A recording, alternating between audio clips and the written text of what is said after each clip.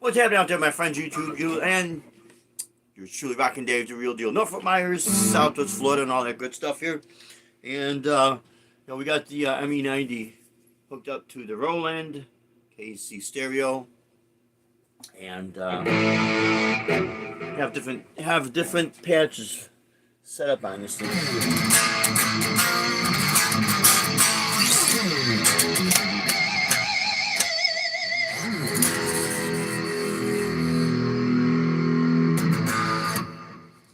Sounds really good, man. Really like this thing.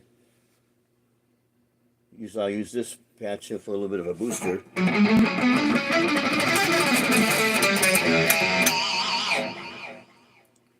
Yeah. And then this will be just for the rhythm.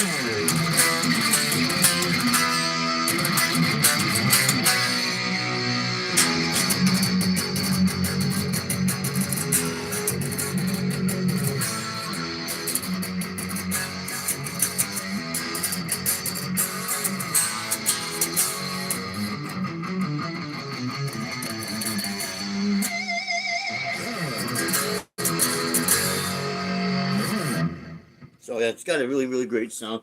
And of course, I like the foot switching system on this.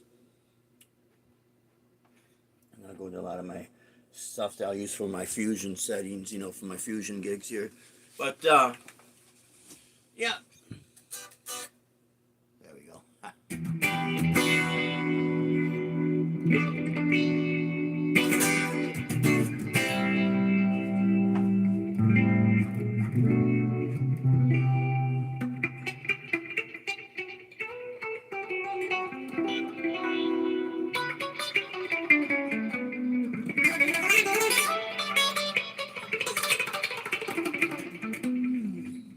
But anyways, my friends, I'll do a little bit of jamming a little bit later here. But I wanted to kind of talk about kind of reinventing yourself. And let's see, I've turned this up.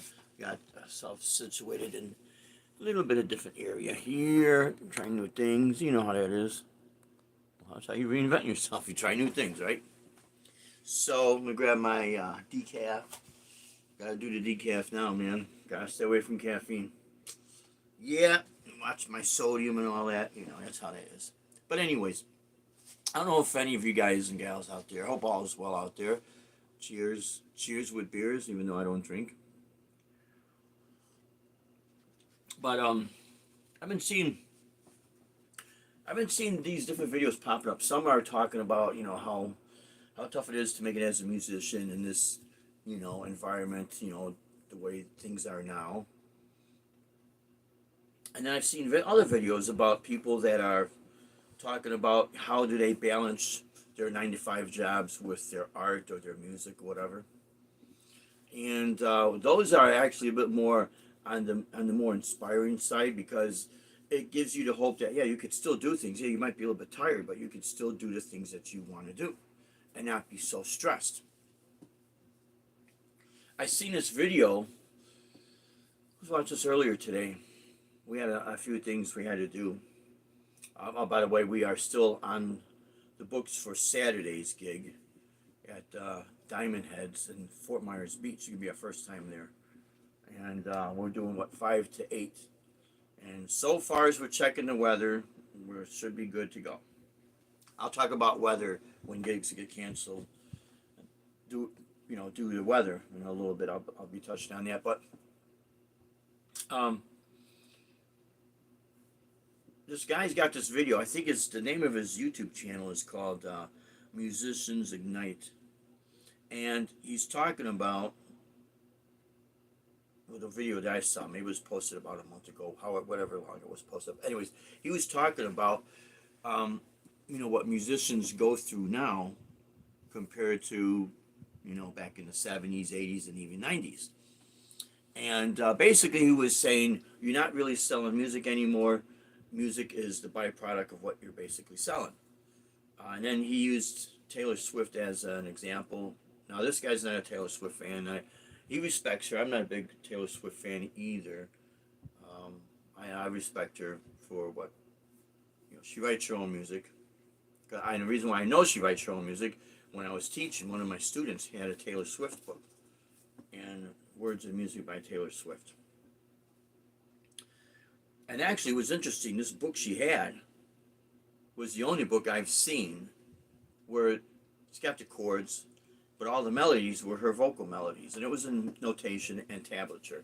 I thought, if you don't sing and if you're an instrumentalist like I am, if you notice, I do the vocal melodies on the guitar, and it works. People know what songs I'm playing when I'm playing the covers, and it's also a good idea if you want to learn how to solo to play vocal melodies, because you're going to learn how to play melodically, and then the tricks and the speed bursts and all that, you could still work on that, because it's really tough, man. And especially like the gigs that I do where I'm at these restaurants, these people, they don't want to be bombarded with a wall of sound and something that sounds so busy and fast, that it's like they're being yelled at, they don't want that. And I don't blame them, because they're there to have a meal and enjoy themselves. So that's why when you see me do these restaurant gigs, I play the music that I play. And I still do a lot of my originals. And again, it works. But so anyways, I know what this guy was saying. What Taylor Swift does is that she also has maybe a clothing line she sells and jewelry and stuff like that. Let's see who's in the chat. Lisa, what is happening? Thank you so much for tuning in. I really appreciate you. Hope all is well. Oh, I just missed one. Yeah, and then of course there's Deb. Deb is watching the Olympics. She's been watching. Well, I'll watch it with her too when I'm not in here doing, playing or working on some art. Yeah. But the big reason why is Deb's older sister, one of her older sisters, back in the 80s, was training for the Olympics. I mean, actually, since she was 5? I can't remember, 5 up to 18. And eventually she went out to Colorado, Deb's got that whole story there. But so she knows she was in the family with someone training to be in the Olympics. Ice skater, figure skating. And I I seen her skate years after on a video with her two daughters that she later on had, and you could tell right away that this girl was trained, man. You could tell right away she's, had other people out in the skating rink skating, and Donna, that's Deb's sister's name, she stood out, man. Like, whoa, this is cool. Let's see who else is in the chat. Yeah, the Olympics. The Olympics are very inspiring because I could relate to it only because of the mindset for how many years and decades I've practiced and to develop my chops and all my speed picking and be able to play fast and clear and clean, But I never wanted to have that override melodies because it's music I'm doing, And after a while, if it just sounds like a bunch of scales, it doesn't sound musical. There was a time when it sounded great because I was developing this, the technique and everything, and it does serve a purpose when you're playing very adventurous music, absolutely. But what I like is something that kind of reflects life as well, because you're not always going to be on all the time, and that's the reality. So think about that one. But what this guy was saying is that Taylor Swift, she sells her jewelry, no different than when we would sell our CDs at our shows, or when we go to concerts back in the 80s, you buy the merchandise, the t-shirts and all of that. The difference now is that people are getting music for free as opposed to buying it. They're still buying CDs and album, but it's not like it was. It is so far different than what it used to be. So I understand what this guy was saying, that you have to basically think differently. And this is what I mean. You got to kind of reinvent yourself. And now he's in the rock and metal sector. So I just like we've seen, you go to concerts, people are selling T-shirts, and now there's all kind of paraphernalia for this, that, and the other, and it could be art supply or it could be picks. It's whatever it is. You just have to be creative. One thing, one thing I could say with the fusion, the jazz rock fusion thing, is that a lot of us are coffee drinkers or tea drinkers. So we could market mugs. Doesn't mean you can't market it also with metal, okay? But or wine glasses. People in the jazz sector like to drink wine. It's always perceived more sophisticated.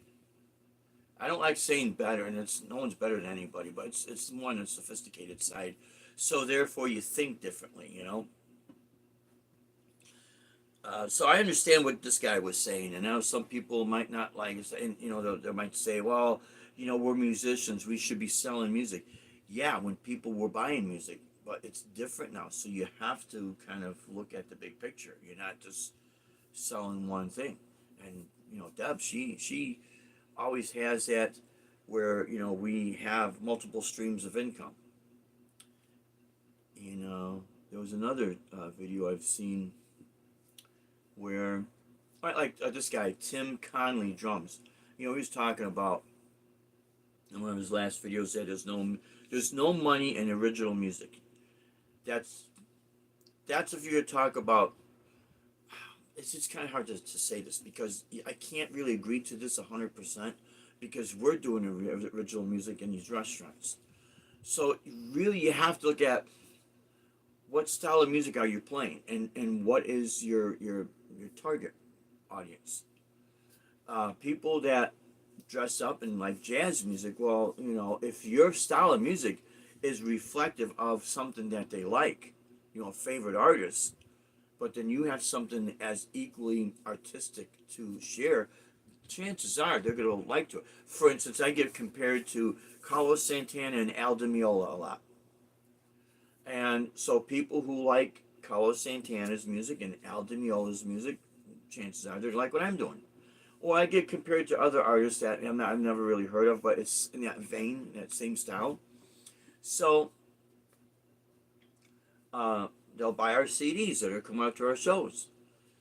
Or some people that are not really guitar, they don't really follow a specific guitarist. I mean, if they don't follow a specific guitarist, let's say that they're kind of new to the jazz fusion world, so they don't know the names of certain people, but I can guarantee you say Carlos Santana, instantly everybody knows Santana. Whether you like his music or you don't like his music. My playing gets very, very compared to him. Because actually, when I was in high school, we had, besides Led Zeppelin and Deep Purple and before Maiden, because I graduated high school in 1981. So before Maiden and all that, you had the top artists. One of them was Santana. And going to a high school that was predominantly primarily more Hispanic, so my guitar buddies, my musician buddies, listen to Santana, and I like his music a lot. It's got fire. So I get compared to that because a lot of people know his music, but also after I graduated high school, I met my friend Andy and Angel. My friends Andy and Angel, my guitar buddies. We would jam and practice together, and they kind of sounded like Santana and Al Di Meola mixed a little bit with Kiss and Ted Nugent and all that, because that was around in that era. So if anything, what I'm really doing is recreating our jam sessions I used to have with my buddies, my guitar buddies, Andy and Angel and Louie and Rob and Yvonne. We all would get together. Now, once in a while, it would be all of us together, but it was always mostly me, Andy, and Angel. And then I'd get together with Louie, and then Rob would show up, and then Yvonne would show up. But we had that same sort of interest. I can't say we had the same style. A lot of it was similar, but it was not identical. We all had our own little niches. And out of all of them, my niche was the classical and the flamenco. But I remember Yvonne was about 10 years older than us, and he used to say to Andy, man, I'll tell you what, if Dave really takes that serious, he can make a lot of money off that style of music. And actually we did. When I met Deb 25 years ago, actually 26 years ago, and we got married, been married 25 years now, right away she saw what I was doing, and man, she let's capitalize on this. Because it's music of elegance. Yeah, it's not, some of it could be shreddy, okay, some of it can, but it's still more in the elegant vein. So I went from playing in the metal bands to doing more of the fusion stuff with the classical and the flamenco. And then for a while I was doing a lot of these shows that was primarily acoustic with a couple of numbers with the electric guitar. And these gigs we were getting were just, man, incredible. I never realized, I knew there was always an audience out there. I just did not know where they were. Well, Deb knew how to find that audience and capitalize on it. So we went that route, and man, we made out like for about a good 5 years we were full time with the music. So, and she was tracking. It was actually a little bit before that, but when she tracked it, she was a solid 5 years in a row that we had annual increase. And she was tracking it, and it was like, wow. And it wasn't because I'm singing, because I'm not singing, and it wasn't because I was playing covers. It's because of the style of music that I was playing. It was very similar to what these people were used to hearing, and they liked it, and they're like, man, let's hire this guy. And it was working, and it still works. Once you find out what works for you, you kind of stick with it, you know. It's a really good formula.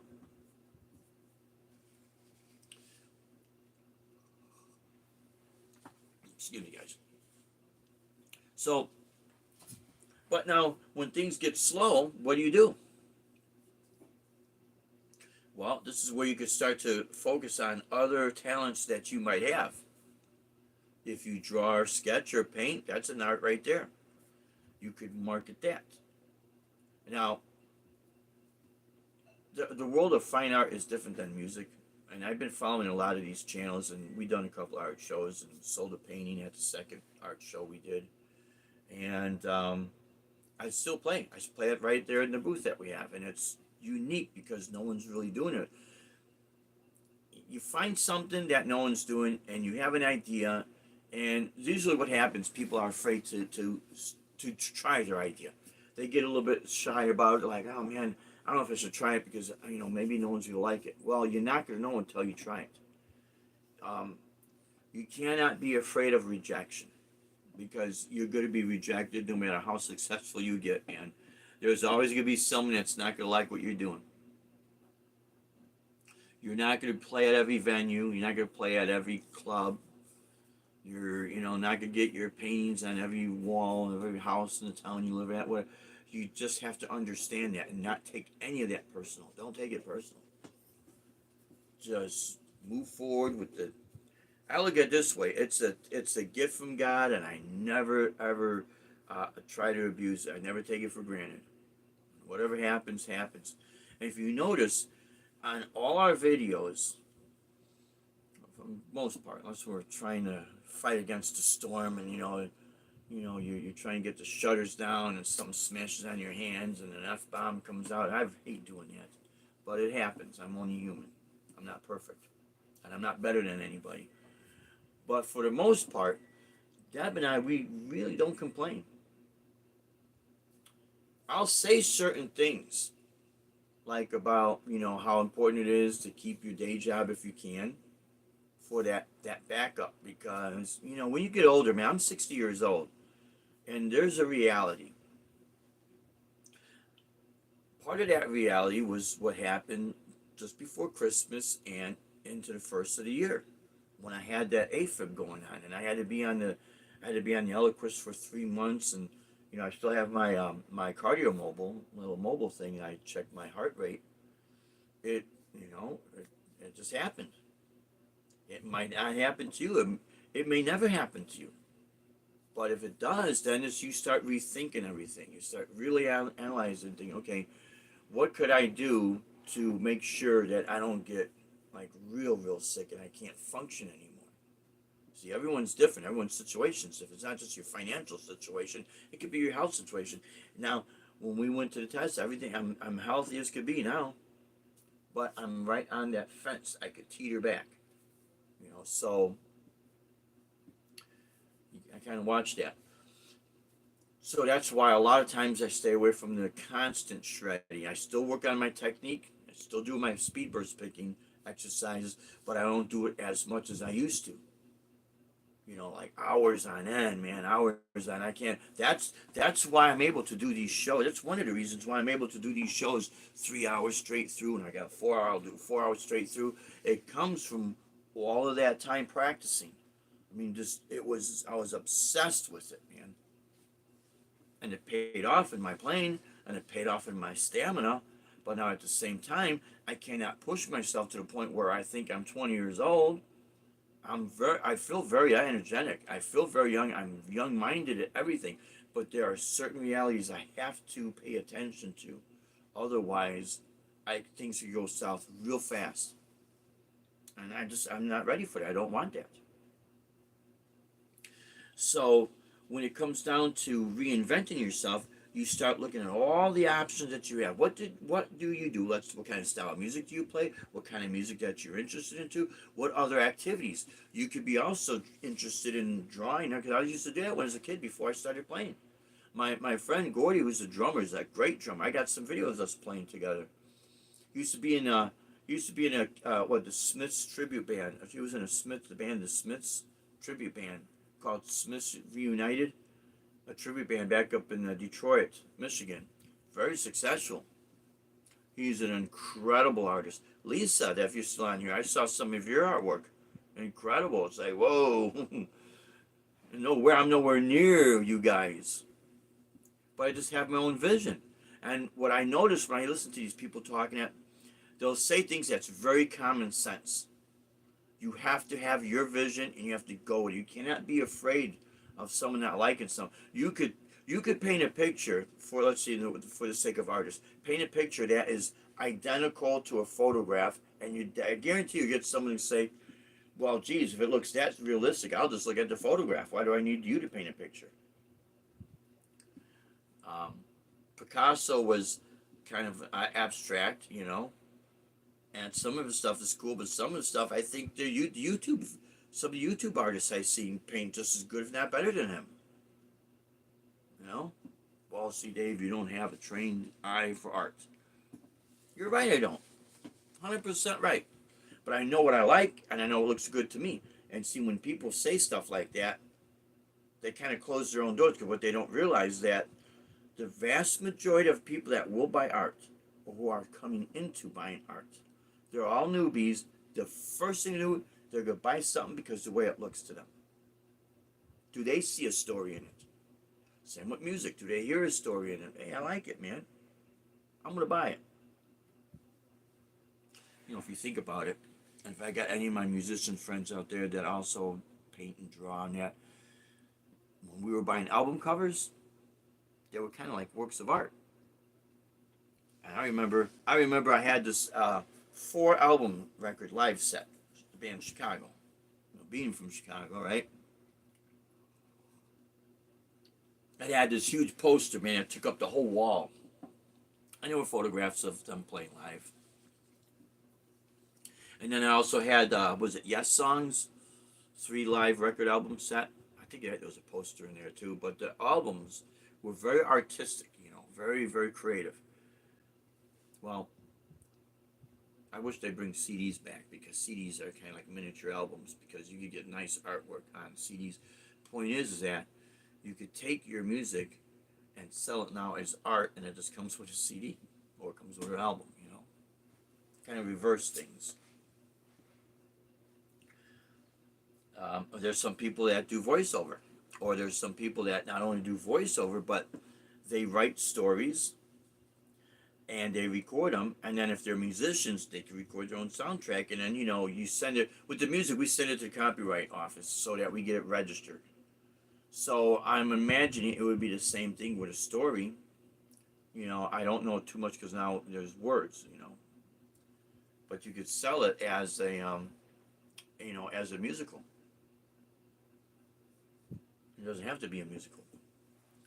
Think in terms of the old, if anybody remembers this, the CBS Radio Mystery Theater would host E.G. Marshall. That came out in 1974, and it ran, I think, till 1982. And I remember as a kid, I would listen to it back in Chicago on our AM radio. Had turned into WBBM News Radio 78. If anybody remembers that. That's where I get my term when I say North Fort Myers, Southwest Florida. It goes back to News Radio 78. And then later on, it became News Radio 780. But at the time, 10:30 every night was the CBS Radio Mystery Theater with host E.G. Marshall. And they'd have the kind of macabre, creepy music, and they would have the stories. So when people get into voiceover or writing stories, this is another thing you could do. The world does not come to an end because no one's buying music like they used to be. Like I said this, when Deb and I did our live stream about urgent news, and then now Yucatan is not going to have music anymore until further notice, and it's across the board. It's not just me or someone, it's everybody. That same day, 3 hours later, we got the gig for coming up Saturday at Diamond Heads. One door closes, another door opens. If people out there could look at it from that perspective, they won't get so depressed, you know, so let down. I know it could be tough, man. It's very, very tough, but it could be. You can make it even tougher. Like my friend Andy used to say, you can make it your heaven or you can make it your hell. It's up to you. You know.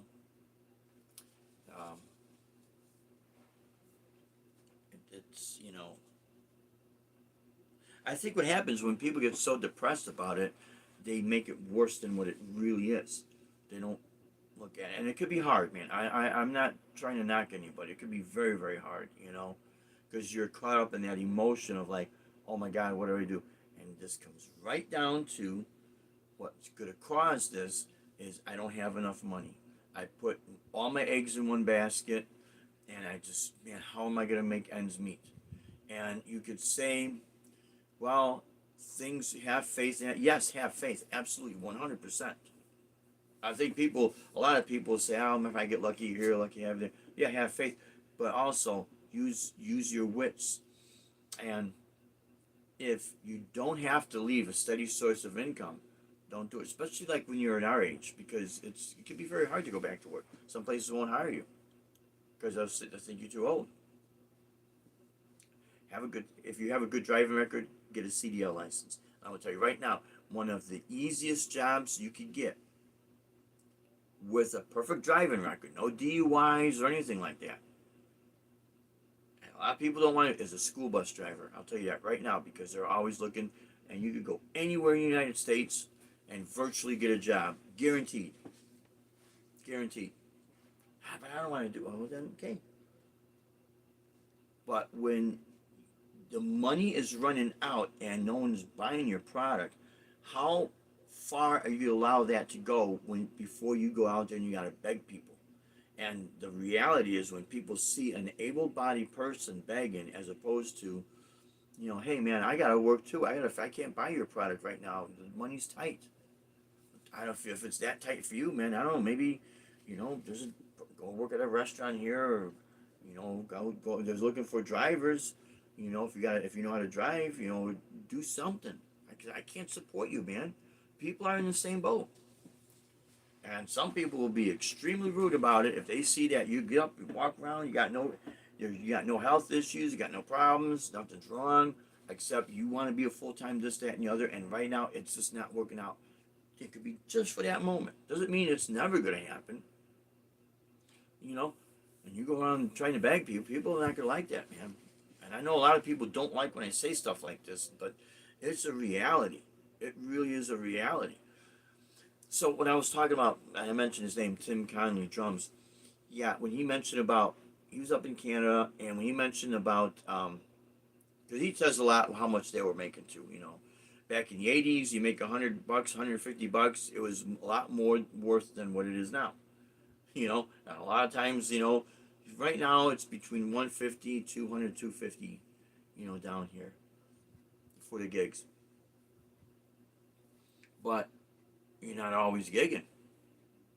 And especially after Hurricane Ian. And yeah, that was almost 2 years ago, Dave. Why do you keep bringing that up, man? 2 years ago. What people don't realize is the effect of it. The amount over by Yucatan, they just took that house apart that was like halfway in the water. There is still massive destruction there. They're rebuilding that bridge. It takes a while for them to get the permits, to get the okay. They got to have the Army Engineer Corps come in, and they come and they assess everything. They look at everything, and they do the research to rebuild, to withstand a Category 5 hurricane. Then you got problems with the insurance companies, them going out of business. Then you got money coming from FEMA. It is not just a couple of months, my friends. I heard people that are the native Floridians down here saying, that live in that area, saying, one guy told us it could take anywhere between 6 to 8 years to get all of Pine Island up to where it once was. 6 to 8 years, not months, years. So what happens with us musicians, we start losing these places.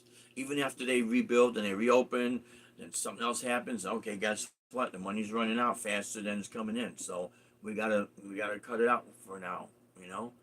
There's another place where over here on 41 on Cleveland Avenue. Now they should be finished with that bridge. They're putting a sidewalk in.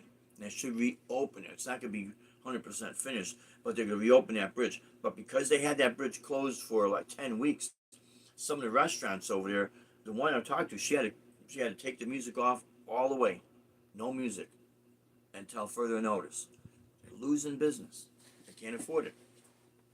So what are you gonna do, man? You got to do something. There's no unemployment. You're a full-time musician. There's no unemployment for you. You are the employment. You don't play, you don't pay. You don't get paid. It's real simple.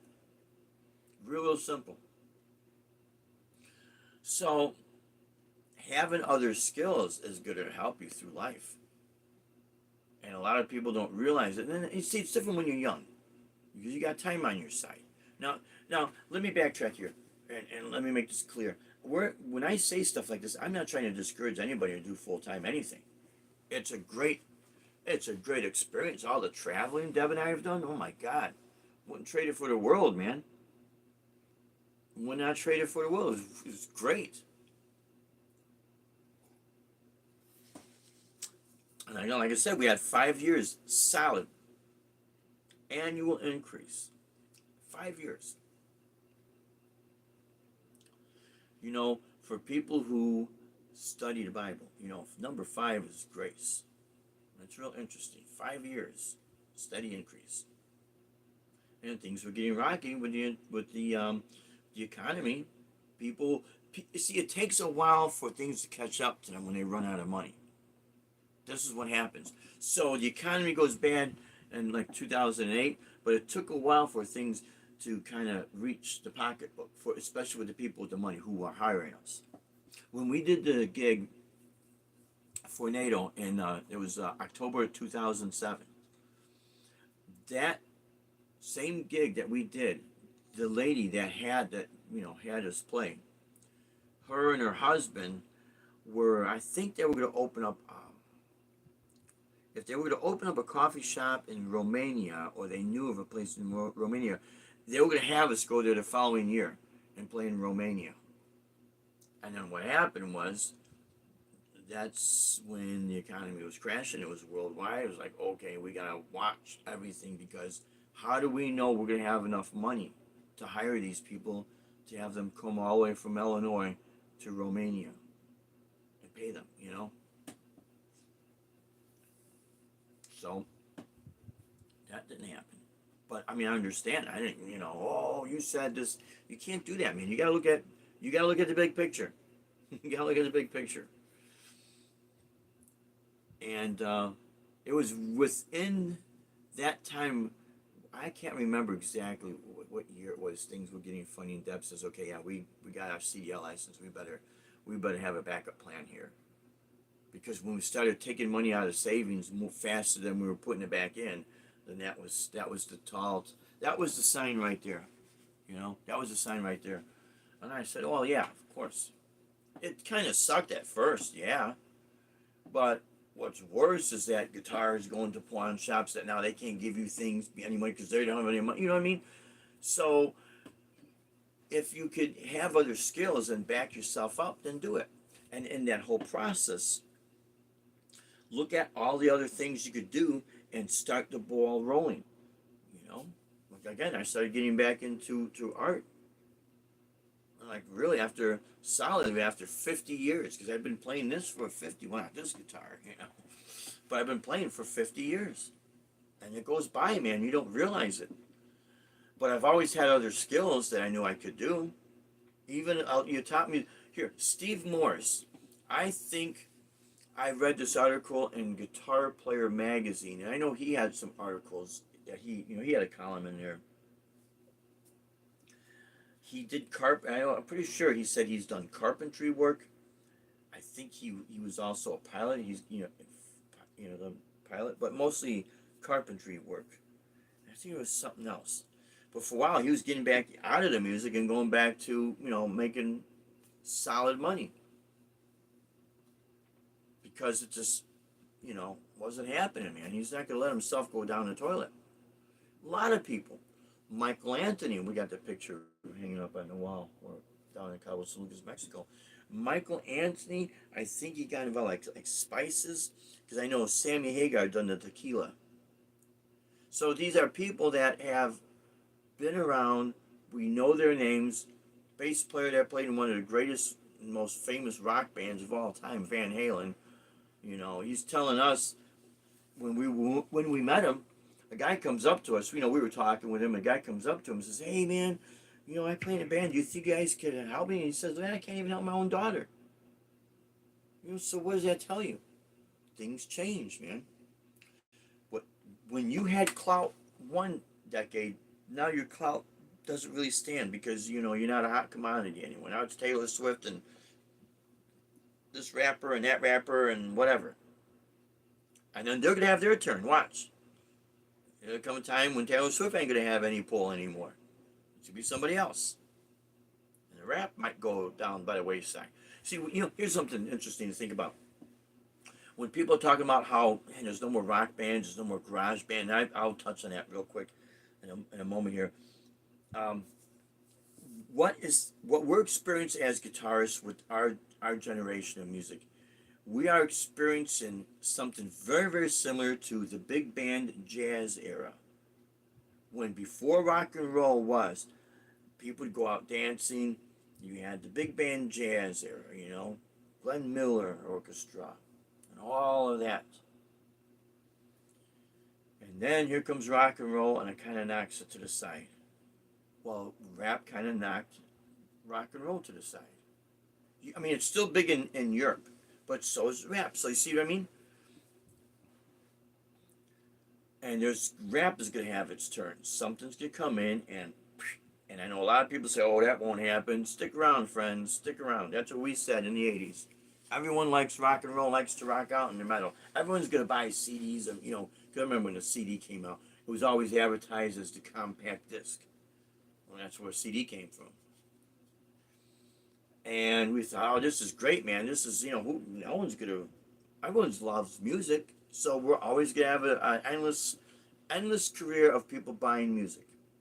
And then it was the mid 2000s. I remember the guy that had us on his TV show, Ken Hawk's Rock and Roll Revolution. We went out to dinner or lunch with him, and he even made a comment. He says, more and more people are starting to, when the downloading was becoming the thing, it was starting.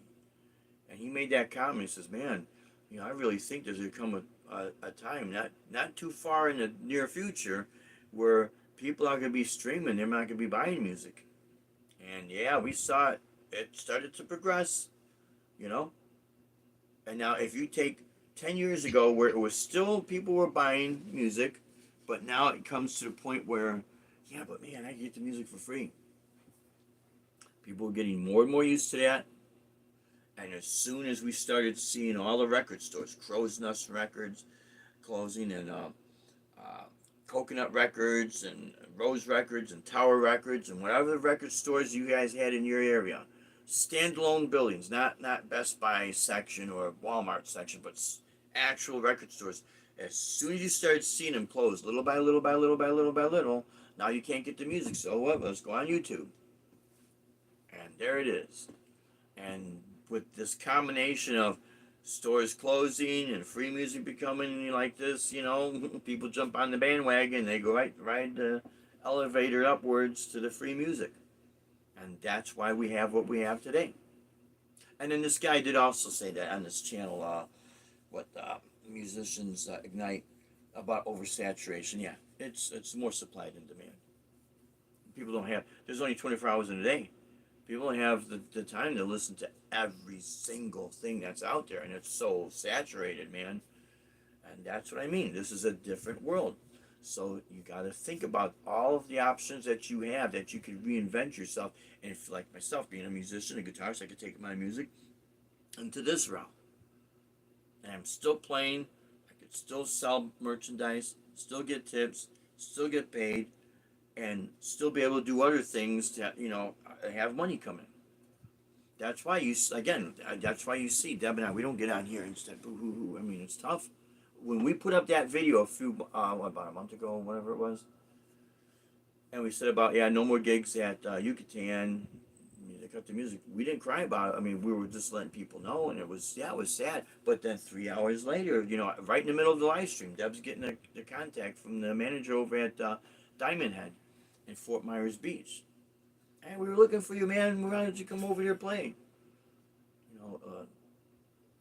Just be good at your craft. Be good at your craft. Be honest with what you do, and understand that everyone's gonna like everything you do, and just accept that. And I'm telling you, it's gonna work for you. It's nice if you have other sources of income, because again, the stress that I see on YouTube when people get depressed and down about it, other than something that is more going on in their lives, and I really feel bad for them. That's not cool. It's tough, but a lot of it is complaining about money, and it got so bad that they did not watch it. They thought the party would never end. It's like in the 1980s, right? The party's never gonna end, man. And then when the party ended, ooh, now what do we do? You see what I mean? It's not in the back of their mind, no preparation, and all of a sudden, I remember people telling my friends saying, well, I might be dead by then. Yeah, you might be, hopefully not. But let's say, hopefully, you're not. Now you're in your 60s and it's 2004 or 2024. 2024. 1981 is a long way ago. Right now, what? You survived. You lived. Now what? It's not the end of the world. It's just the beginning of this phase in your life. You know. So find the things that you like to do and embrace them. And there'll be a slow start. Of course, there'll be a slow start. There's gonna be ups and downs with it. If you're healthy enough that you do have to go to work, don't. In my opinion, you want in my opinion, um, don't pass up that opportunity. Because when I did the non-emergency medical transportation, taking people to their dialysis and doctor's appointments, oh, I lost track of how many times out here these clients tell me as I'm driving them. We have the conversation, you know. Not everyone, but the ones that were talkative would have the conversation. They would tell me, "Man, I wish I could be driving right now. I'd give anything to be able to get up to go to work right now." If he said, "Tell me," they would tell me, "You know, this is a funny thing to say, right? Usually you long for leaving your job, but in their situation, they gotta go to a doctor's appointment." And some of them would tell me what would keep them healthy is that they kept going. That's what kept them healthy. And then they would ask me, you know, what do I do, and do I have hobbies, this, that, and the other, and you know, it's always looked upon music as being a hobby and like art being a hobby and everything. And I tell him about, you know, the gigs and everything, and he says, you know what? I have quite a few these people tell me, you know what? Yeah, but you're smart. You know, you understand that things you're not always going to be making money.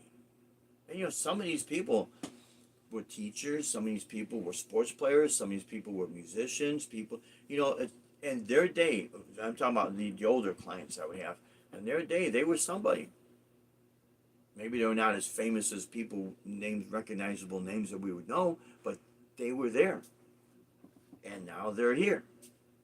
I'm driving them to their dialysis.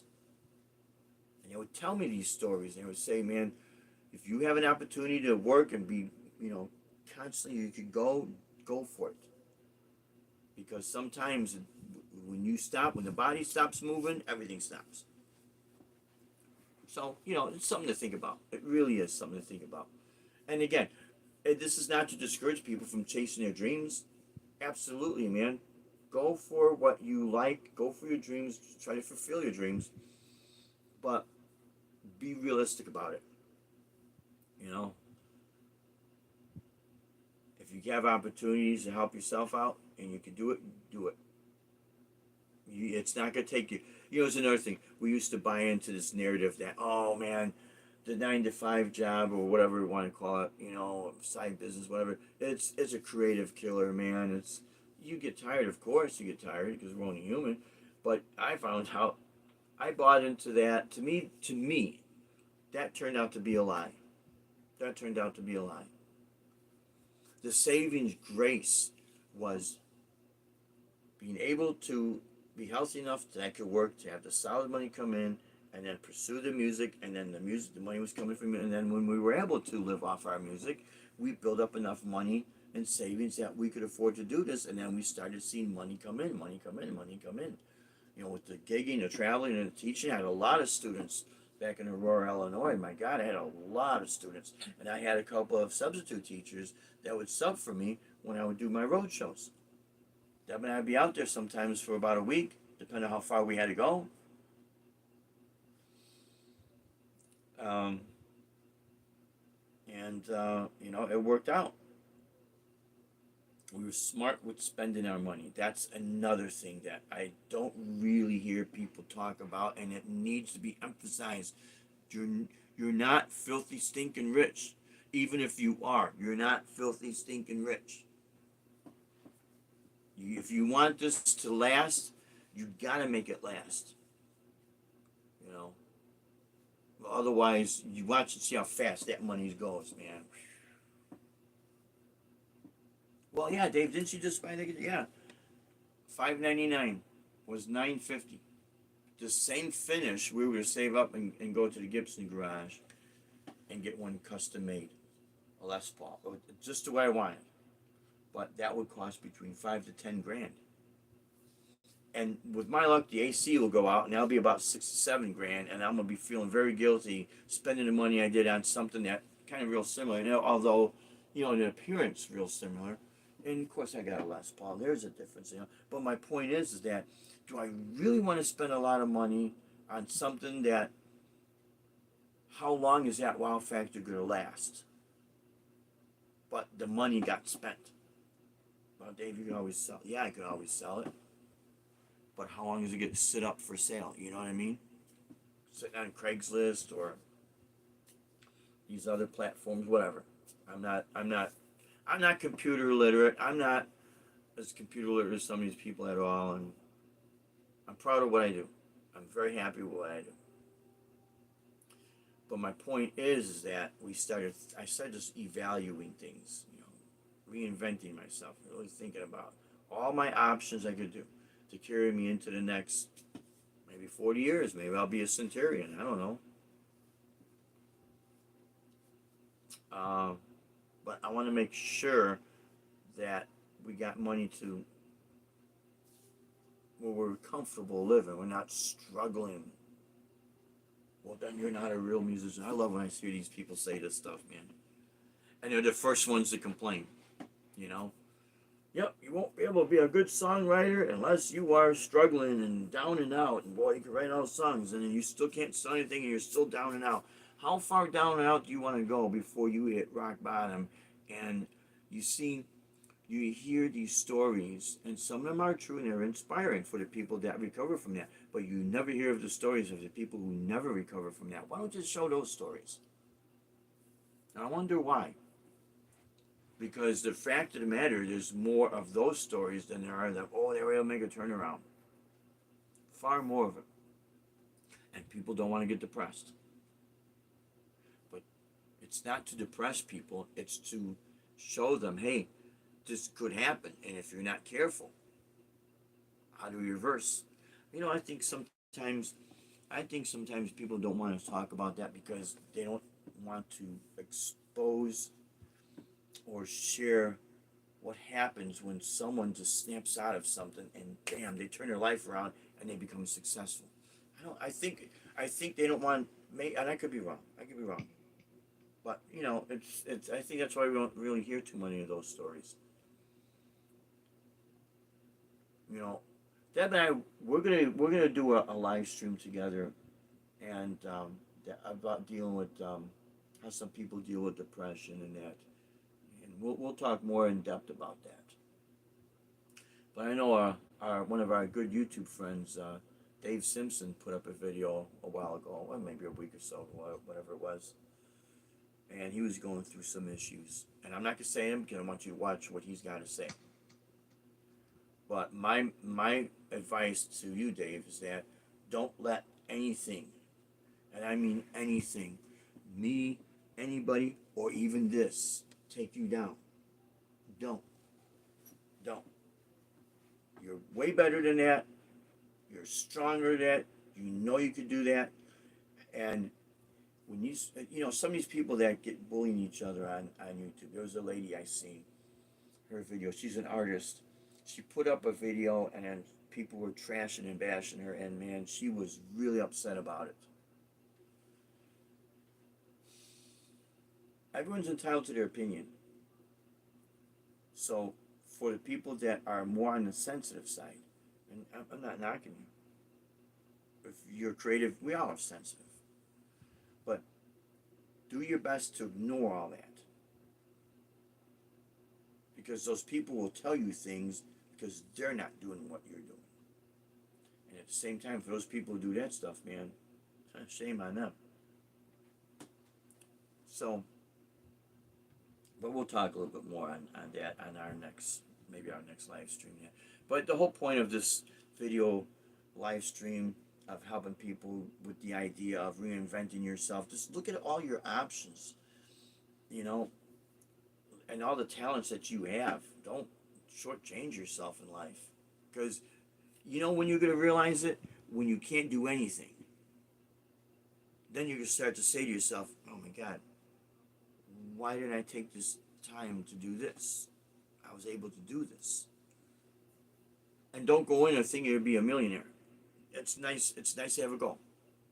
Absolutely. You know, don't let anyone take you off of your goal, but also at the same time understand that you might not be able to do it. You might be able to be right there somewhere in the middle, but it's okay. You get too greedy, and that's when stuff happens. That's when bad stuff happens too. You know, because that's when even more problems start to happen because you're letting yourself down. You know, I remember one time downtown Chicago, and this is again in the mid '80s. Me and my guitar buddies, we'd go out there, and I think it was either at the Blues Fest where we saw Stevie Ray Vaughan for free, 1984. Coco Taylor opened up for him, and that was a great show. It was either Blues Fest or the year after, the Jazz Fest. Saw Dizzy Gillespie playing that. We ran into this musician. He used to call himself the Black Houdini, and then his other name would be Zimba. And he was doing tricks real similar to Chris Angel, Mind Freak, with the making things disappear in the hands. That real similar. But his greatest statement, his greatest catchphrase, he would say, was appreciation is one of the greatest things. If you appreciate what you have, you're not going to be in a situation. You're not going to be let down because you appreciate the things you have. And then when you set goals, you might be able to reach your goals faster with that mindset as opposed to not appreciating the things you have and the things you've done and all your successes. Don't compare them to other people. Look at what you have a goal and strive for that goal and understand, well, I didn't reach that this time, but maybe next time I'll keep trying. If you do things on a very comfortable pace, people are going to see that, and they're going to want to be around you because they're going to say that, man, this guy never complains. He's not a downer. What he says makes sense. And I'll tell you what, I learned a lot from people like that, man. So, anyways, guys, I hope this can help people out there. I'm going to actually, in closing here, maybe I'll do a little jamming on the next one because I got to prepare for Saturday's gig and all that. But just keep in that mind that, you're more than just one thing. And if you see the big picture and you got all these other things you could do, take that opportunity because it's going to help you more than it's going to hurt you. Right? Anyways, my friends, I'll leave you with that thought. Until next time, you stay strong, safe, and true, my friends. Thanks so much for watching and all your support. Rock on and God bless, my friends. Take care. We love you all. Thanks for watching.